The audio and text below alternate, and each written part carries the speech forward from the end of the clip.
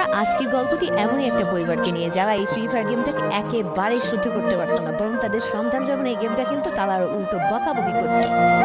আর ভাগ্যের কি অপূর্ব লীলা খেলা দেখো, সেই গেমটা আজকে গোটা পরিবারটাকে বাঁচিয়ে রেখেছে। আর এখন তার বাবা মা উৎসাহ দেয় তাদের সন্তানকে যে ফ্রি ফায়ার খেলো। এই জন্যই চলো জেনে আসি আসলে কি এমন ঘটেছিল ওই পরিবারটার সাথে। তো শুরু করা যায়। তো আজকের গল্পটা শুরু হতে চলেছে ছোট্ট একটা গ্রামের ছোট্ট একটা পরিবারকে নিয়ে। বাবা মা এবং তাদের দুই সন্তান অর্থাৎ দুই ভাই, ছোট্ট একটা পরিবার, খুব সুন্দরভাবে তাদের জীবনযাত্রা চলে যাচ্ছিল।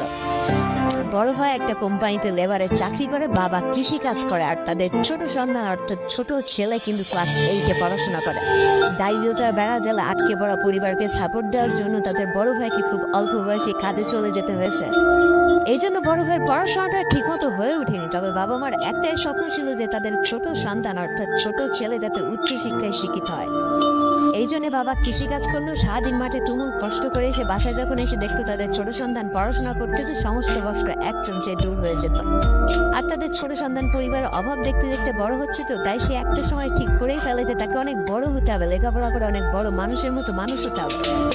আর ঠিক এমনটাই হতে থাকে। তাদের ছোট ছেলে খুব ভালো রেজাল্টও করতে থাকে, প্রত্যেক ক্লাসে টপ হতেও থাকে। তবে তার একটা বদ অভ্যাস ছিল, সেটা হচ্ছে ফ্রি ফায়ার গেম খেলা।